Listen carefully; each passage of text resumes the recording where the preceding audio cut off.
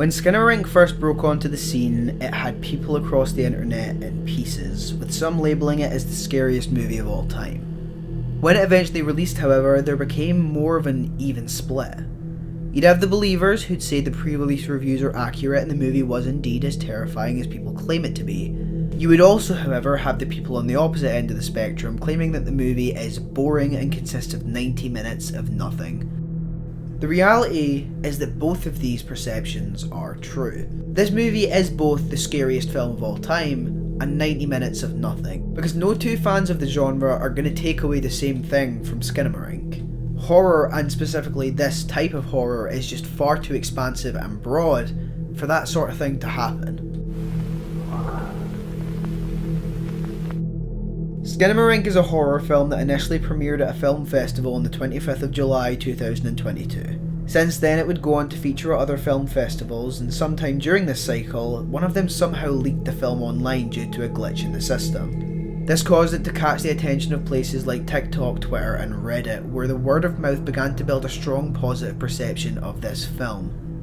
Eventually the movie would gain a small theatrical release in Canada on the 13th of January of just this year, before receiving its wide release via Shudder on February 2nd. SKINAMARINK ended up grossing somewhere around $2 million US, which wouldn't sound like a lot normally, until we get to the thing that initially put this film on my radar, and that is the budget of $15,000 US. The director of SKINAMARINK is Kyle Edward Ball, and this stands as his feature directional debut. However, it isn't his first viewable adventure into filmmaking on the internet. Ball actually ran a YouTube channel where he'd create content based on nightmares that his commenters had chosen to share. In 2020, Ball would post a short film titled Heck, which was developed as a proof of concept for what would later become SKINAMARINK.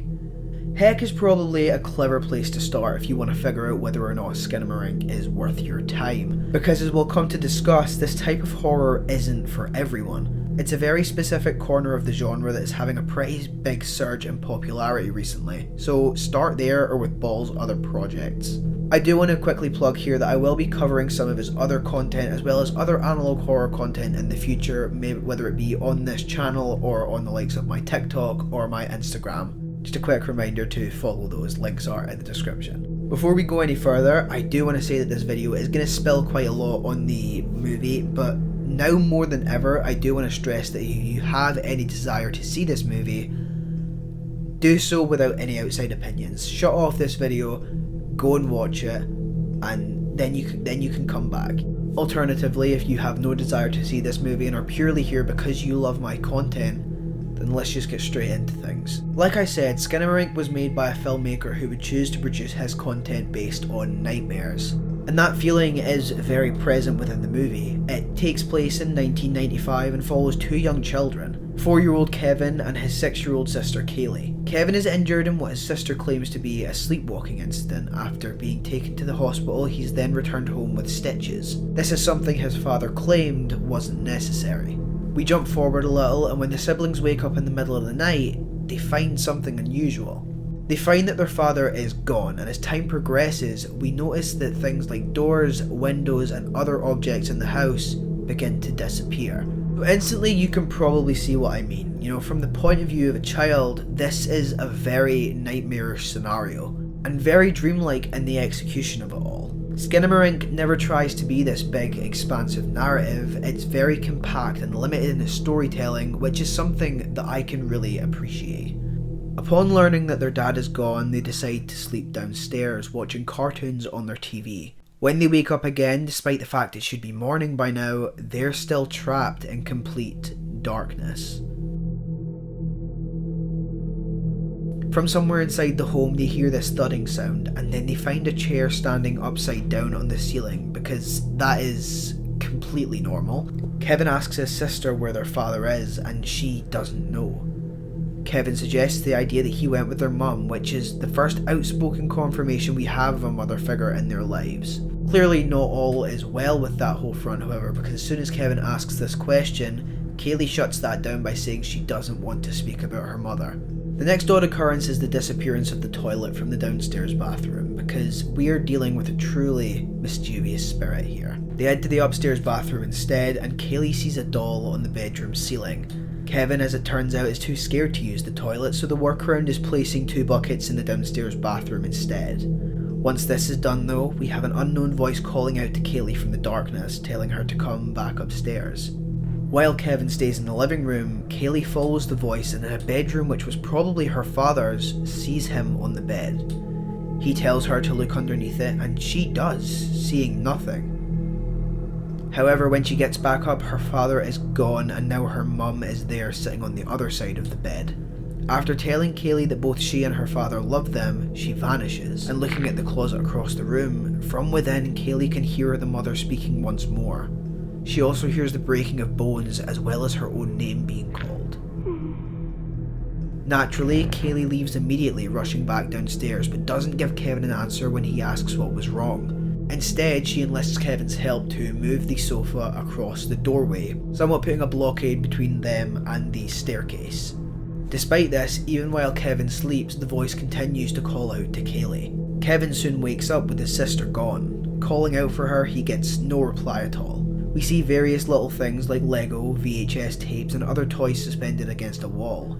The voice can be heard again, but this time it's calling to Kevin, drawing him towards the basement where he does eventually find his sister. Now, if by this point this movie has not creeped you out, from this point it does delve into very unsettling territory. Kevin finds his sister, but not as we remember her. Kaylee now no longer has eyes or a mouth. Seeing this and being horrified as a 4-year-old probably would, Kevin runs upstairs only to hear the mysterious voice calling out once more, telling him that it wants to play, as random toys begin to disappear. A drawer opens in the kitchen and Kevin complies with the voice's commands as it tells him to insert a knife into his eye. Resorting to the phone, Kevin calls 911 and talking with the operator, says he was cut with a knife and tells them he feels sick. The operator tells Kevin to stay on the line, assuring him that help is on the way. The phone turns into a charter telephone toy. If you're not aware of what that is the side character from Toy Story 3, and the voice that comes from the shadows tells Kevin that it is responsible for the phone's transformation, saying that it can do whatever it wants. It claims that Kaylee didn't do what it asked of her, and she wanted her parents, so the voice took her mouth.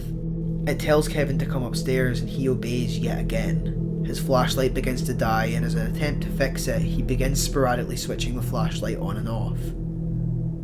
After multiple times, however, he eventually turns it on to find that he's now on the ceiling. He's suddenly pulled away by an unknown being, and from the corner, blood sprays and pours out while we hear him call out for help. The shot plays out, then reverses multiple times over, and a door is then shown on screen in the darkness, but never once even opens. Later, Kevin's toy radio is suspended, sitting upright in his stairs defying gravity, and this is surrounded by his other toys and the radio playing the same cartoon theme music from earlier in the movie. It's revealed to the audience here that it's been about 572 days since the events of the movie. And as the camera fades out, we're shown the hallway as it turns out to be infinite, continuing on until the radio and the Lego stack are both out of sight. Kevin is revealed to have survived the previous events, gaining control of his flashlight once more. In the darkness, he's able to make out a face that stares back at him with an absent-minded expression. He calls out to it, asking for its name, but gets no response in return. He does ask again, but once more doesn't give any sort of response, instead choosing just to stare at him in darkness before the movie ends.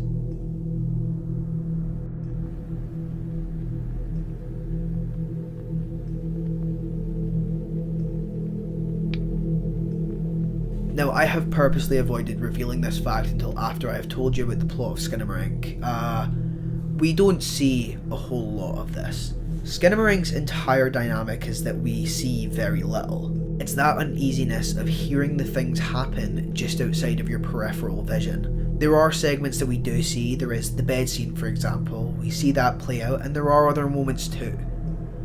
But the film doesn't bother making the visuals its main driving point. It mainly comes through dialogue. There is something genuinely unsettling about the cinematography and the way that SKINAMARINK is shot.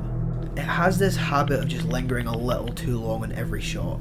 And I also think that helps with the tension that the movie builds, because that's ultimately how the movie delivers its big scare.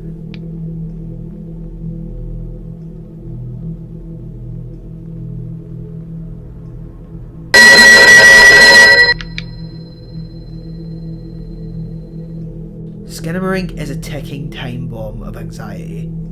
A clock that is gradually ticking with every second that passes, further drawing tension from various little moments that all contribute to this festering volcano that when it erupts, delivers what is, in my opinion, one of the best executed jump scares in horror. Again, there is every chance this doesn't work for you. This is very much something that's actually going to reside with the minority of the audience who watch it. SKINAMARINK isn't the scariest film I've seen, I want to say that once more, but I do want to say that I can absolutely see why it might be to some. Because to the right person, this thing will truly be unsettling. I mean, it even unsettled me to some degree. The sound design adds to it, the aesthetic adds to it. SKINAMARINK is the perfect example of a movie where everything works to the fullest to terrify one specific subsect of horror fans. That's why there's such an overwhelming cry about this movie being average, if not worse, because the reality is, it's not like the horror movies that can be enjoyed by multiple types of fan, no. This is made for one type of person and it isn't really going to cross into other types of fans. It's analog horror, and if me even uttering that name causes you to feel any sort of negative way, then yeah, SKINAMARINK probably won't be for you. But if you're a fan of the genre, then this movie might just be a hidden gem waiting to be your next big scare. I had a very difficult time figuring how best to approach this movie, because I've never covered a film this polarising until now. There are theories that look to try and break down what SKINAMARINK means, with the most well-known one being the fact that this is told from the point of view of Kevin in a comatose state. This is supported by the head injury he receives before the movie begins, and the fact that around 570 days pass during the movie. Supposedly this theory suggests that this film is told from the perspective of a child in a coma slowly succumbing to his injury, slipping further away into that void that we see him enter come the end of the film. In the end, I decided against tackling what SKINAMARINK means or trying to decipher its story because honestly, the story isn't why it works. This is an incredibly accurate depiction of a nightmare told from the perspective of a child, and it's something best analysed not through a general scope, but what you take from it personally.